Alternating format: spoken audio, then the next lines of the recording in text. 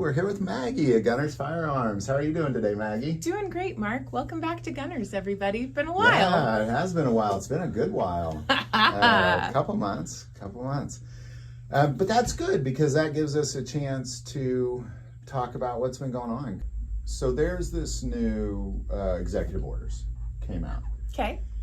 And I know you and I haven't talked in depth about this, but according to the last regime, if you looked at the website, there was a piece about holding FFLs accountable to agree where there's little to no wiggle room for mistakes. Oh.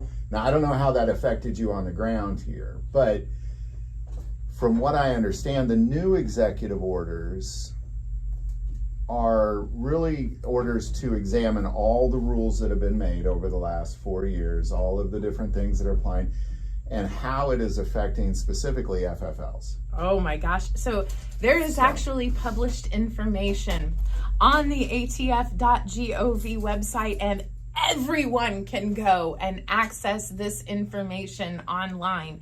And it shows the previous 4 years of FFLs, and it shows if they have been closed, and it actually shows what city, what state it was in. It goes through and it lists the number of FFL closings per year, and it was eye-opening to see how those numbers exponentially grew in 4 years.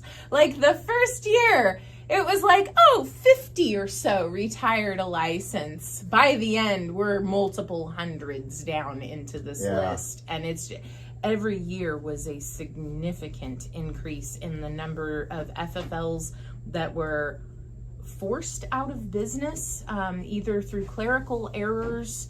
And I don't know how they were graded or what grading scale, because remember, these are still individual humans that have to go through and check everything too. So, I mean, there is a small margin of human error that you're going to find on any paperwork. On this side of the counter, definitely on your side of the counter, but and then when they come through and they audit and they check us, they're going to find some errors too. Hopefully, for God's sakes, we're not making terrible errors that would get us closed, but... Well, it's almost impossible. I was a science teacher, and I don't agree with doing anything without errors. Like, there's no way you're doing anything without errors. Yeah. Like, because if you and I did the exact same thing, we would have different results because we're two different people. And yes. So I always thought that was a little brutal, kind of, because it felt like a one strike you're out kind of thing is what it read like. Like, what it looked like, I don't know, but what it read like was... You make a mistake, you're out. And that's exactly, for 4 years, kind of what it felt like. Like, okay, if you screw up, so how, I guess my big question would be, it probably feels different, but is it different? Like, does it, I don't know. It's another day that ends in Y. We woke up, we're here.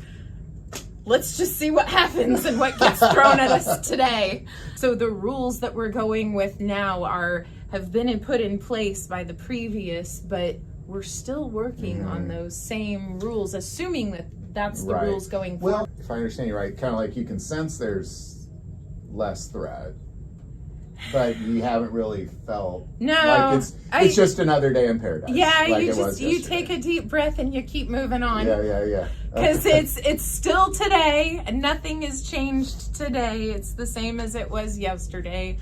The sun's still going to rise in the east. It's going to set in the west. And if we wake up, we'll be here tomorrow too, God willing. So, we're just here for it. Brian, you want in on this? Got any thoughts on it? No. All right. He's like, I got... Administration, they just use this as a political tool.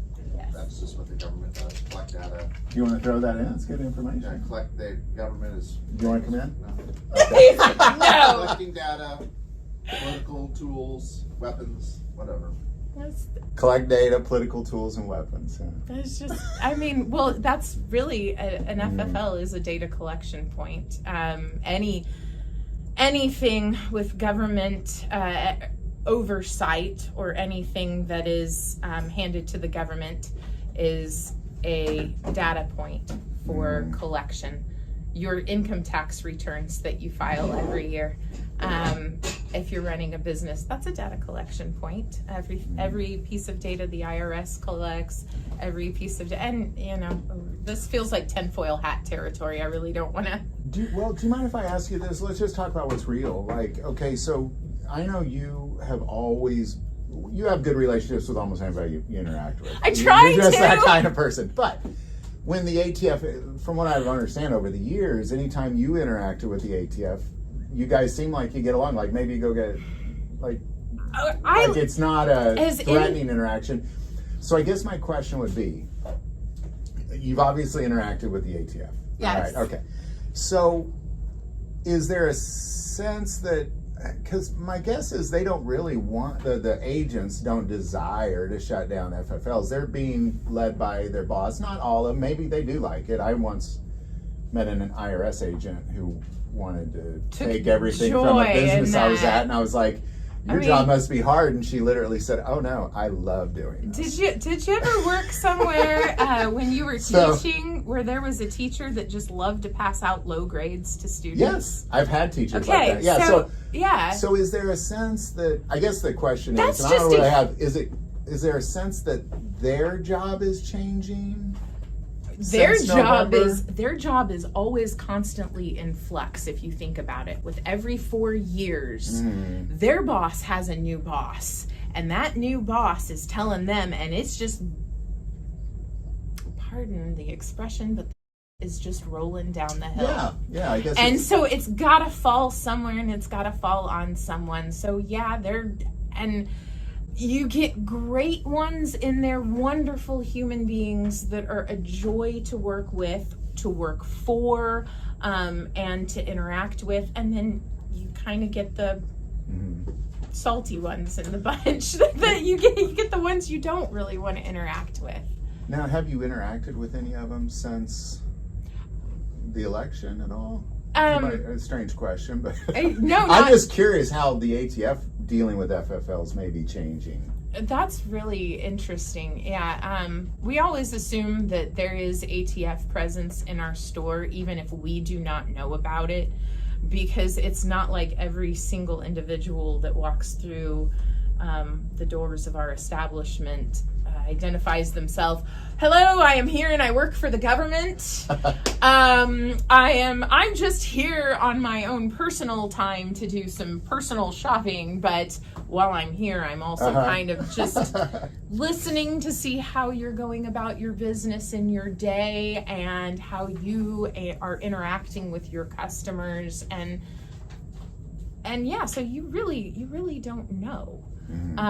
And so you just kind of go off the assumption that everybody is there to tattle on you to the government for what you're going to do wrong, or everybody's just there to, make you double check and look twice. So the next time that the ATF come in, would you ask them, like, how are things going? I always do. I'd be really curious. I always do. How that's going to affect. I'm really interested in how it's all going to affect you guys here, or just really FFLs across the country, because as I read that executive order, that was really a piece that I thought, that is something I've not ever really seen, as somebody saying, well, how is all these things affecting the FFLs? So here's a question. Hey, Brian, have you gotten a call yet from the ATF going, Brian, how can we make your life at Gunners easier?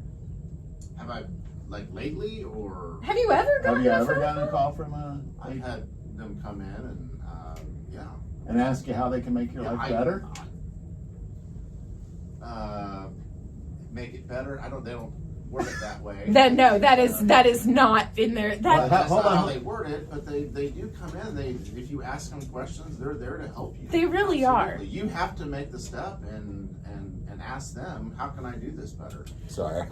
You're I don't think the ATF is out to shut us down. I disagree. I've never met one that's like, hey, I'm out to get you.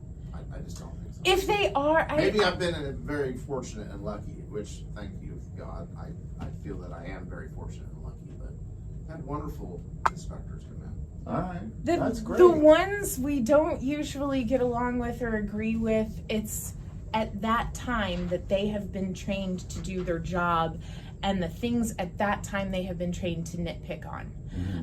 The rules exist. The rules are written, and it is up to each individual, as it rolls down the hill, how they interpret those rules, the way they are written, the way they are interpreted, and what they choose to focus on to make it harder or easier for those FFLs.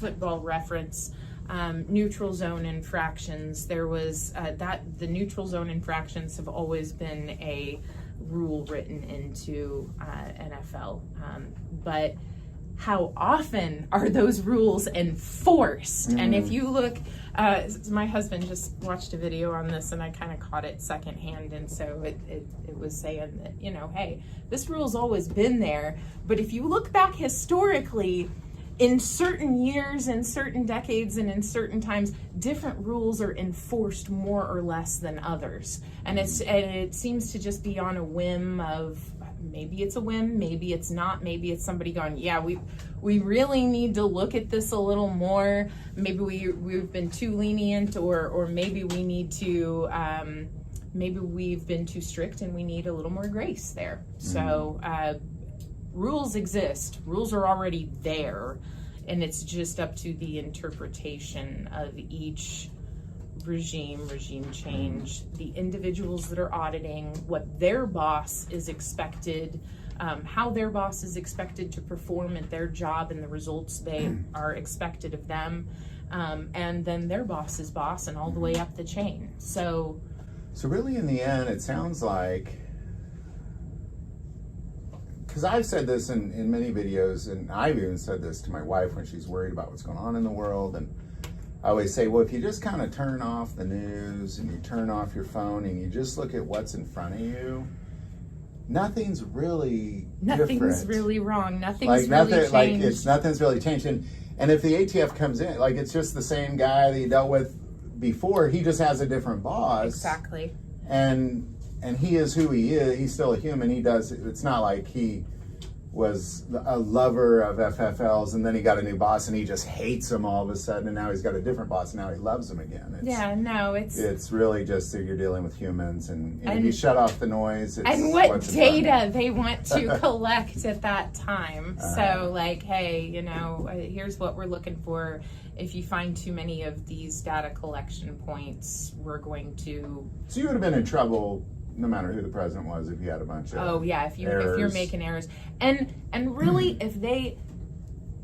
if they seem intent on shutting you down, it's usually because they have a reason, because they've either been poking, they've been sending people in poking at that FFL just to see if they can get the dealer to cross a line. Oh, well, okay, that's a gift. This is not usually how we do it, but for you, we'll make an exception. I gotcha. They're looking for those, you know... We'll break the rules for you. Oh, I didn't know you were an undercover agent. Oops! You can't break a rule for if you break a rule for one person, you're going to break them for everybody. You're going to be in trouble at some point. So just don't break a rule, and you don't ever have to worry about that. So if you just stick to the rules that you have put in place for your business and the way you operate, then you'll be fine. Well, in each FFL as well, you know, depending on where you're at, you're dealing with a different branch of the ATF, and those guys have different bosses too. Very much so. Yeah. And within the auditors that we see and within the agents that we have access to, they rotate too, because there is a small number of them and they have to cover a large square footage of area for their state, their regions, their districts, whatever. So they're kind of spread a little thin, and you may not get the same agents time after time after time. Some people are lucky they'll get the same ones that are in the area, and we'll have them from the day they open their business until the day they retire their business. And others, if they're a big enough store or they have multiple auditors, or maybe they're on a route that they're training new people, and so you're constantly seeing maybe one or two people that you knew from years past, but they've got somebody new with them that they're introducing to how the way things are done currently. So yeah, it's constantly you're constantly seeing new faces. You're not always seeing the same, and sometimes you don't want to make. Nobody wants to make a mistake on purpose. And we're not out there to do that. So really, just in the end, it's another day. Another day. Just another day in paradise. We woke up, we're here, nothing has changed. A lot of people didn't wake up today. Oh my gosh, that's true. That's Amen. very true. So the ones of us that did make it, we really are. We're the lucky ones, We're the lucky blessed ones. ones. We're here. All right. Well, gosh, Maggie, thank you so much. Appreciate the insight on this. You're welcome. But you will talk to the ATF next time. Say, I how's will. your job different? Usually it's just like we catch up on, if it's the ones we know, I got a lot of stuff we got to catch up on anyway. So, we'll be talking. Very cool. Awesome. Thank you so much, Brian. Thank you for your input on that one. Heck yes. All right. See you next time, everybody.